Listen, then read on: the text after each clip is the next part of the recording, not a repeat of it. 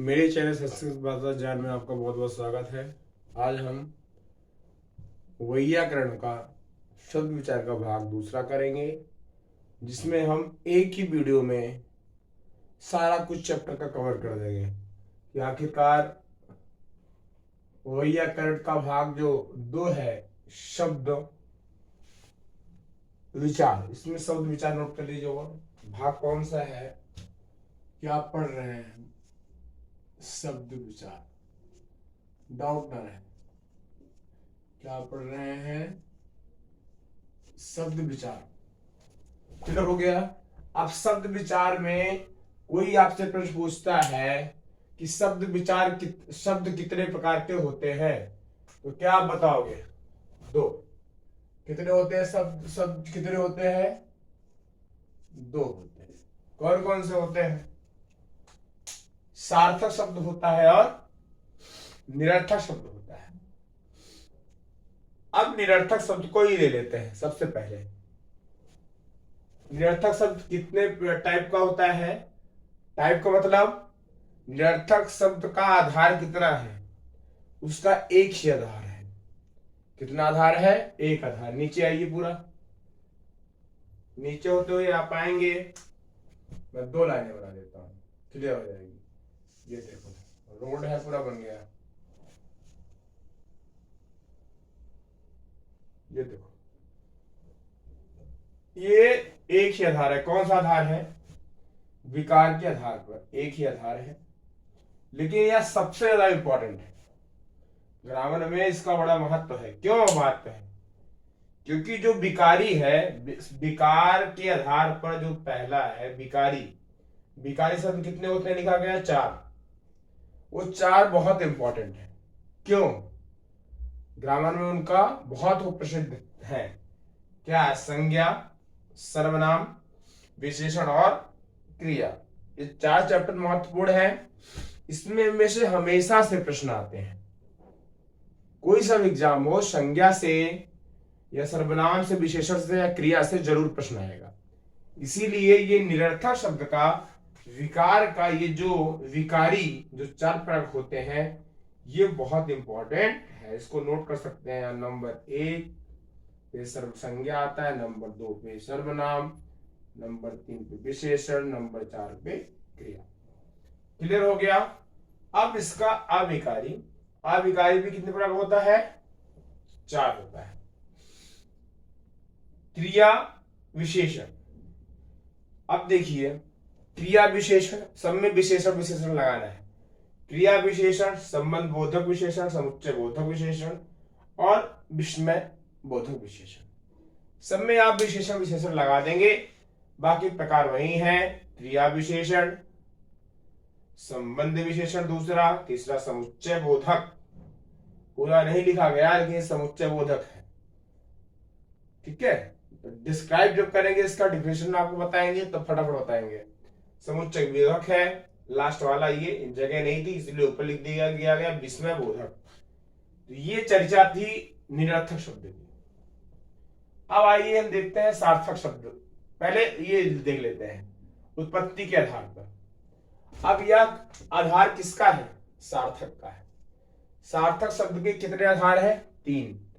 निरर्थक के कितने थे? यहां पे मैंने लिख दिया 1। सार्थक के कितने थे? यहां पे मैंने लिख दिया है 3। ये 3 और 1 लिखने का मतलब क्या है? क्योंकि एग्जाम में ये भी तो पूछ लेता है कि सार्थक शब्द के कितने आधार हैं, निरर्थक शब्द के कितने आधार हैं। आखिरकार रचना के आधार पर कितने प्रकार के हैं। तो ये 4 3 नंबर जो लिखा गया है, ये हंसी मजाक के लिए नहीं लिखा गया है। इसको दिमाग में बिल्कुल फीड करने के लिए बोला, क्योंकि एग्जाम में शॉर्ट क्वेश्चन में यही प्रश्न आते हैं। सिर्फ पूछ लेता है कि कितने कितने प्रकार का होता है। 1 2 3 4 ऑप्शन। आपको याद है अच्छे से नाम, तभी आप बता पाएंगे। इसलिए यह चार्ट बहुत ही महत्वपूर्ण है। जिसने इस चार्ट को समझ लिया, उसने शब्द विचार तो स्वयं समझ जाएगा वो। और एक खुशी की बात, आप सबको बड़ा सहयोग रहा। बड़ा स्नेह, बड़ा प्यार, बड़ा दुलार, बड़ा, मैं बहुत आनंद विभोरित हूँ।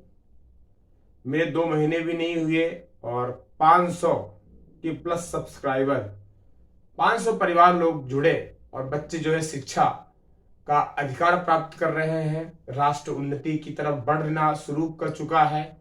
यह मेरा परम सौभाग्य है कि मैं एक शिक्षक रहा और कुछ लोगों को मैं शिक्षित कर पा रहा हूं। यह बहुत ही हर्ष का विषय है मेरे लिए, आपके लिए, मेरे गुरुजनों को विशेष रूप से आशीर्वाद, बड़ों का प्यार, दुलार, आशीर्वाद, छोटों का प्यार और मेरे छात्रों का मेरे प्रति विश्वास बहुत ही दृढ़ है। तभी वो इस चैनल से जुड़े हुए हैं और कुछ ना कुछ सीखते ही जा रहे हैं। तो आप सभी का मैं धन्यवाद करता हूं। इस पूरे से पूरे चार्ट को बनाइए, बहुत जरूरी है। आइए देखते हैं। तो रचना के आधार पर विचार है, कौन कौन से हैं? उपसर्ग के योग से, ये पहला हो गया। उपसर्ग के योग से पहला, प्रत्यय के योग से दूसरा, उपसर्ग एवं प्रत्यय दोनों के योग से तीसरा, शब्दों के योग से चौथा। पहला उपसर्गों के योग से, दूसरा प्रत्यय के योग से, तीसरा प्रत्यय एवं उपसर्ग दोनों के योग से, चौथा शब्दों के योग से अर्थात समास विधि के द्वारा। ये हो गया क्लियर किसके आधार पर? रचना के। अब उत्पत्ति का आधार देखते हैं। ये भी चार ही चार है, ये भी चार है। पहला क्या है? तत्सम। दूसरा क्या है? तत्भव। तीसरा क्या है? विदेशी। चौथा क्या है? संकर। इसको भी नोट कर लीजिए। उत्पत्ति के आधार पर कितने हैं? चार। पहला तत्सम, दूसरा तत्भव, तीसरा विदेशी, चौथा संकर। हो गया। अब आइए अर्थ के आधार पर भी चार ही है। मोस्टली चार ही चार है, ध्यान दीजिएगा। मोस्टली क्या है? चार ही चार सम्य ही हैं। सम्य चार, कोई 3 ऑप्शन कोई 2 ऑप्शन मत लगाइएगा। सिर्फ आधारों में दिक्कत है। सार्थक शब्द के 3 आधार, निरर्थक शब्द के 1 आधार। ठीक है, मैं एक शॉर्ट नोट देता हूं, करो आपका क्लियर हो जाएगा। अब देखिए, अर्थ के आधार पर कितने हैं? 4। एकार्थी पहला, अनेकार्थी दूसरा, प्रायवाची तीसरा, चौथा विलोम। इस फिर से रिपीट करें। एकार्थी पहला, दूसरा अनेकार्थी, तीसरा प्रायवाची, चौथा विलोम। इसका शॉर्ट नोट कैसे हम बनाएंगे जो हमारे दिमाग में हमेशा रहे? ये लीजिए, ये भी बनकर तैयार। 2 कॉलम बनाइए। यहां पे शब्द, शब्द शब्द कितने प्रकार होते हैं? 2। सार्थक शब्द के जो आधार है कितने हैं? कितने हैं यहां पे बताया गया? 3। कितने आधार हैं? 3 आधार। फुल एंड फाइनल कर देते हैं। 3 आधार। निरर्थक शब्द के कितने आधार?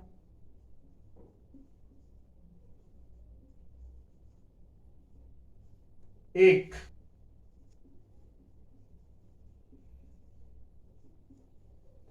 बाकी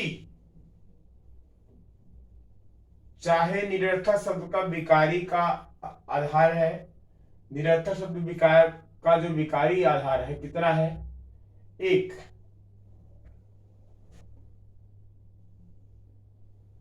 यहां पे लिखा हुआ है निरर्थक शब्द का आधार क्या है? 1।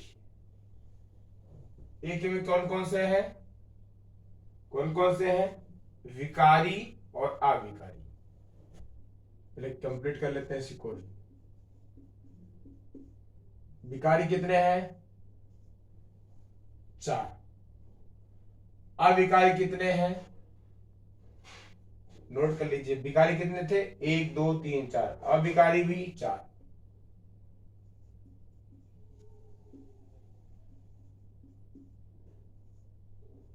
सभी में 4 ही लिखना है, ध्यान देना इस चीज को। अब यही सेम चीज इसमें भी है, चाहे रचना के आधार पर पूछे इसको भी 4 बताने हैं, उत्पत्ति के आधार पर पूछे इसको भी 4 आधार बताने हैं, अर्थ के आधार पर बोलना है इसको भी 4 ही बताना है।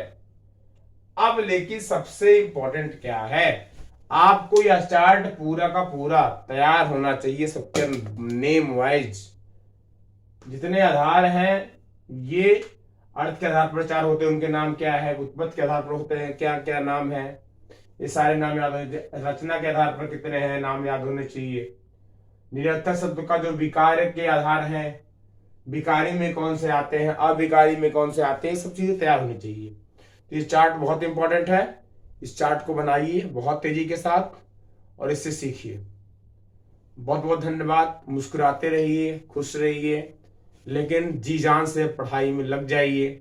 जय हिंद, जय भारत, जय वंदे मातरम, जय राष्ट्रहित, सर्वोपरि हमारा एक ही धर्म राष्ट्र धर्म। जय हिंद, जय भारत, बहुत बहुत धन्यवाद।